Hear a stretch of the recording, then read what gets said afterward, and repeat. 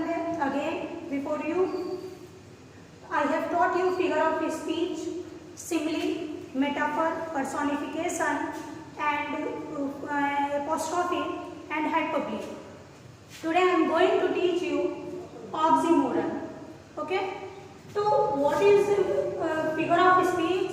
I have told you that figure of speech, it means alankar. If we want to decorate, if we want to change method of our poetry or our words and sentences, so we have to use different methods to decorate them. So we have to use figure of speech. जो हम किसी वाक्य को सुंदर बनाने के लिए जो भी तरीका हम या माध्यम हम मेथड यूज करते हैं उसको क्या कहते हैं? उसको फिगर ऑफ स्पीच कहते हैं. फिगर ऑफ स्पीच मीन्स अलंकार. ठीक है. देन ऑक्सीमोरन, इसके बाद मैंने आपको फिगर ऑफ स्पीच में बताया था, सिमिली बताया है एक, दूसरा आपको मेटाफर बताया है, तीसरा आपका पर्सोनिफिकेशन बताया है, चौथा आपको एपोस्ट्रोफी बताया है, पांचवा हमने आपको हाइपरबोली बताया है और छठा आज हम आपको ऑक्सीमोरन बताने जाएंगे जिसका अर्थ है विरोधाभास. ठीक है. विरोधाभास इट मीन्स विरोध. सिमिली में आपने पढ़ा था कि किसी वाक्य में को सुंदर बनाने के लिए किस तरह से जब दो चीजों की तुलना करते हैं तो लाइक, एज, सो वगैरह से उसको सजाते हैं. ठीक है. दूसरा मेटाफर मैंने पढ़ाया था कि जिस चीज से तुलना होती है उसमें इतनी सिंप्लिसिटी होती है कि हम वो चीज उसी को मान लेते हैं. ठीक है. जो थर्ड हुआ वो पर्सोनिफिकेशन हुआ. जो पर्सोनिफिकेशन होता है उसमें निर्जीव चीज को हम सजीव की तरह से ले लेते हैं. जो चौथा हुआ वो आपका एपोस्ट्रोफी हुआ. एपोस्ट्रोफी में किसी निर्जीव को हम किस तरह से एड्रेस करते हैं, किस तरह से उसको संबोधित करते हैं, बताते हैं. जो पांचवा हुआ हाइपरबोली. पांचवा जो तरीका है हाइपरबोली का है, जो कि हम बताते हैं कि किस तरह से किसी वाक्य को किसी की प्रशंसा की जाए या किसी की बहुत ज्यादा बुराई की जाए तो बढ़ा चढ़ा के की जाए, तो उसकी प्रशंसा भी बढ़ाई चढ़ाई जा सकती है और उसकी बुराई भी बढ़ाई चढ़ाई जा सकती है. ठीक है. इसके बाद हमारा आया ऑक्सीमोरन. ऑक्सीमोरन यानी कि विरोधाभास. क्या चीज? विरोधाभास, विरोध.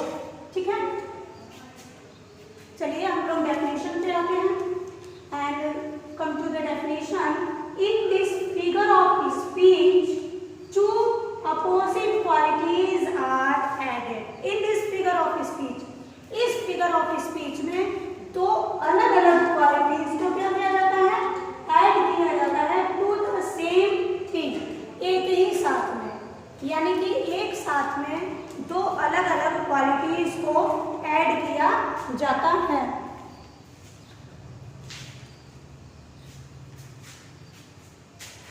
एग्जाम्पल देखते हैं. ही इज रेगुलर इर्रेगुलर, यानी वह रेगुलर है. रेगुलर यानी कि नियमित है, लेकिन ये नियमित होने के साथ ही अनियमित भी है, यानी नियमित ढंग से अनियमित है. क्या है? नियमित ढंग से अनियमित है. कहने का मतलब है कि वो हमेशा ही अनियमित है. क्या अर्थ इसमें निकला? कि वह जो पर्सन है वो हमेशा ही नियमित, यानी कि यहाँ पे रेगुलर है ना, यानी हमेशा ही क्या है? अनियमित है. ठीक है. तो यहाँ पे देखिए रेगुलर है, अगर वो रेगुलर है तो इर्रेगुलर कैसे हुआ? इर्रेगुलर है तो रेगुलर कैसे हुआ? नहीं समझ में आया. लेकिन अगर किसी व्यक्ति को कहना चाहिए कि वो आता तो है, वो नहीं आता है, एक दो दिन नहीं बल्कि हमेशा ही नहीं आता है, तो ऐसे कंडीशन में हम दोनों को साथ में यूज करते हैं. किसको? रेगुलर को भी और इर्रेगुलर को भी. ये आपका किसका एग्जाम्पल है? ये आपका ऑक्सीमोरन या विरोधाभास का एग्जाम्पल है. ठीक है. Next, having nothing. Having it means रखते हुए, नथिंग कुछ भी नहीं. ही है ऑल, यानी एक तरफ तो उसके पास कुछ नहीं है, ठीक है, लेकिन दूसरी तरफ उसके पास सब कुछ है. ध्यान दीजिएगा कि उसके पास कुछ भी नहीं है, इसके बावजूद सब कुछ है.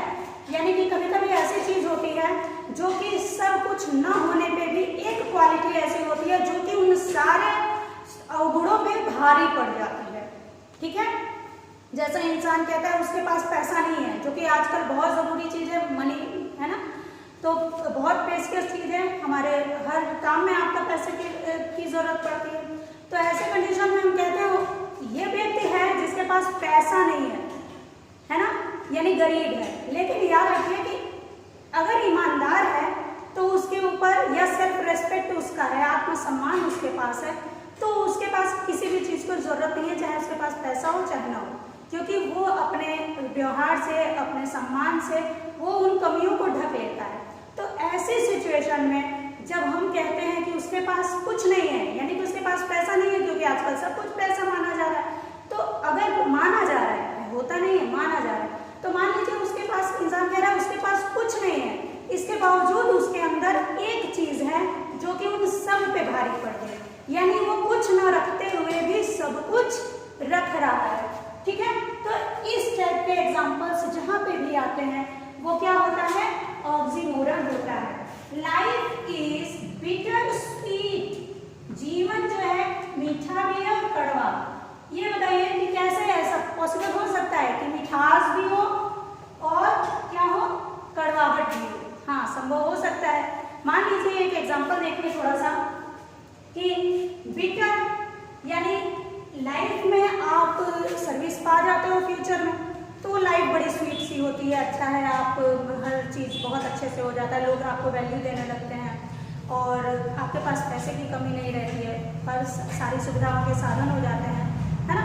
तो यानी एक तरह से सभी चीज़ें हो जाती हैं, लेकिन इन सारी चीज़ों को पाने के लिए हमें क्या करना पड़ा, हमें संघर्ष करना पड़ा, जो कि बिटर था, जो कि क्या था, कड़वा था।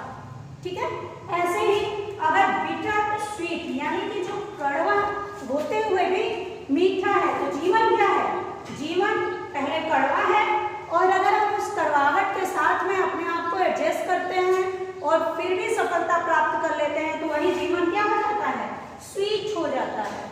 ठीक है, यानी कड़वाहट के बाद स्वीट है। कहने का मतलब है कि दोनों चीजें यहाँ पर है, जीवन में ही हम दुख भी सहते हैं और जीवन में ही सुख भी सहते हैं।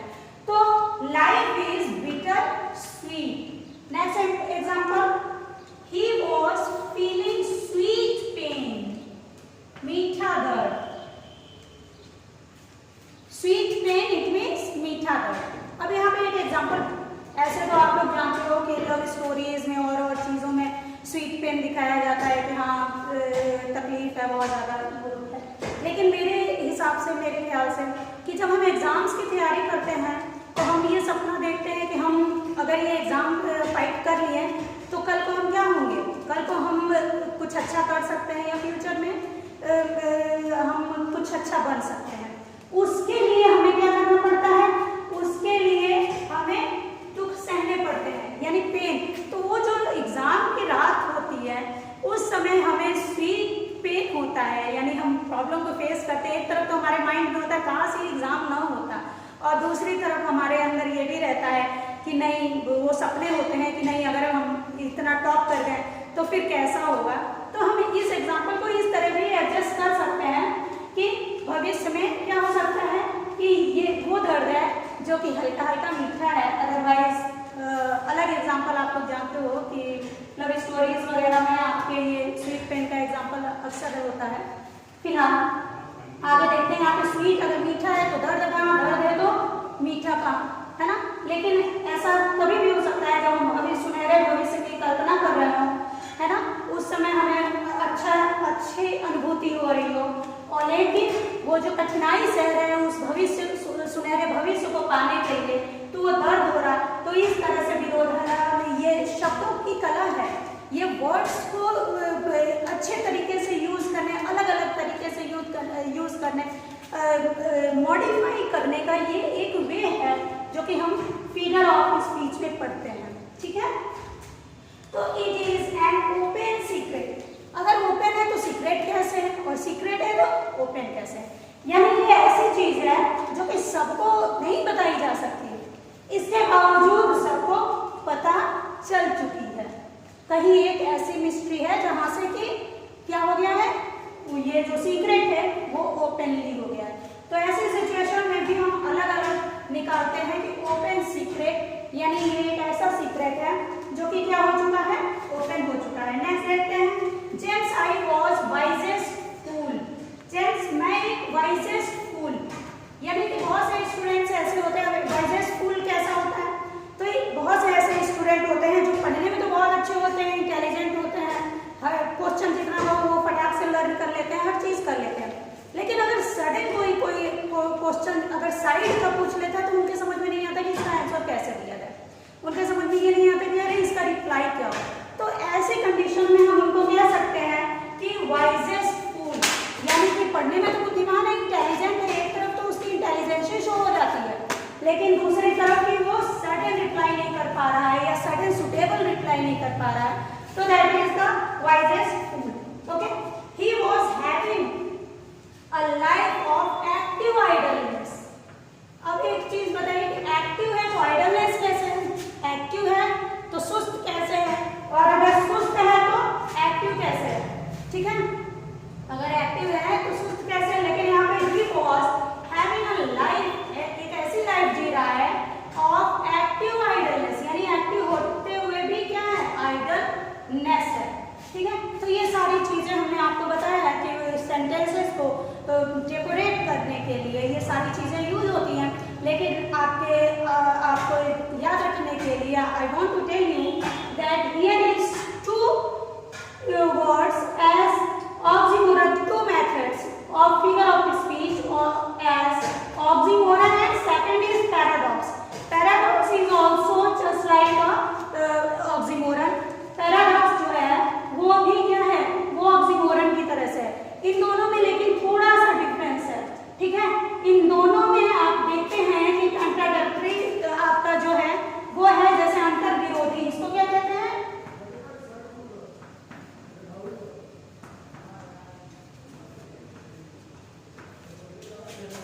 अंतर विरोधी है, यानी कि विरोध रहता है, लेकिन याद रखिए कि इन दोनों में थोड़ा सा डिफरेंस है। ऑक्सीमोरन उस जगह पे होता है जहां शब्दों का वो क्या कहते हैं, शब्दों का विरोध हो, जैसे रेगुलर इरेगुलर है ना, नथिंग और feeling, sweet pain, bitter sweet है ना, ओपन सीक्रेट, वाइजेस्ट फूल है ना, एक्टिव आइडलनेस। लेकिन जहां पे पूरे सेंटेंस को ही डेडिकेट करता है या पूरे सेंटेंस में ही अगर आपको बताया जा रहा है या वाक्य को ही कह रहा है कि मैं करूंगा लेकिन अभी नहीं, तो ऐसी कंडीशन में आपका क्या होता है, पैराडॉक्स होता है। क्या होता है, पैराडॉक्स होता है। जैसे you can save money but spending, यानी तुम पैसा तो सेव कर सकते हो लेकिन क्या करके, खर्च करके ही सेव कर सकते हो, ठीक है। यहाँ पे अगर मैंने पैसा खर्च कर दिया तो कमाया कैसे, यानी कि हम खर्च करके उसका प्रॉफिट पाके कमा सकते हैं। तो कहने का मतलब है कि सेव और स्पेंडिंग ये दोनों ही विरोधी हैं, लेकिन याद रखें कि ये वाक्य में विरोधी हैं, शब्दों में विरोधी नहीं है। इसमें शब्दों का खेल है, शब्दों का हेरफेर है, ठीक है, लेकिन इसमें शब्दों का हेरफेर नहीं है बल्कि वाक्यों का हेरफेर है, ठीक है। This is the beginning of and, ये शुरुआत है अंत का, ये क्या है, शुरुआत है। तीसरा देखिए, the second sentence is false, यानी पहला ट्रू है, दूसरा उसका अपोजिट हुआ, दूसरा क्या हो गया, फॉल्स हो गया। तो ये विरोधी है लेकिन वाक्य में विरोधी है, तो इसलिए इस टाइप के सेंटेंसेस को हम क्या कहते हैं, पैराडॉक्स कहते हैं। ये भी आपके फिगर ऑफ स्पीच का एक वे है, माध्यम है। Here are the rules, ignore the rules, यानी here are the rules, here are some rules, कुछ रूल्स हैं, कुछ नियम बनाए गए हैं, है ना, जो तुम क्या कर सकते हो, इग्नोर कर सकते हो। इग्नोर द रूल्स, यानी कि रूल तो बनाए गए हैं, फॉलो करने के लिए तो रूल बनता है, लेकिन यहाँ पे क्या कहा जा रहा है, इग्नोर कर दो, यानी रूल का अपोजिट नहीं है, ठीक है, शब्द का अपोजिट यहाँ पे नहीं रखा गया है, बल्कि यहाँ पे क्या रखा गया है, पूरा एक वाक्य है जो कहा जा रहा है, एक वाक्य है जो कह रहा है कि रूल्स रखे गए हैं, और जो दूसरा सेंटेंस है वो कह रहा है कि इस रूल्स को क्या कर दो, इग्नोर कर दो। It means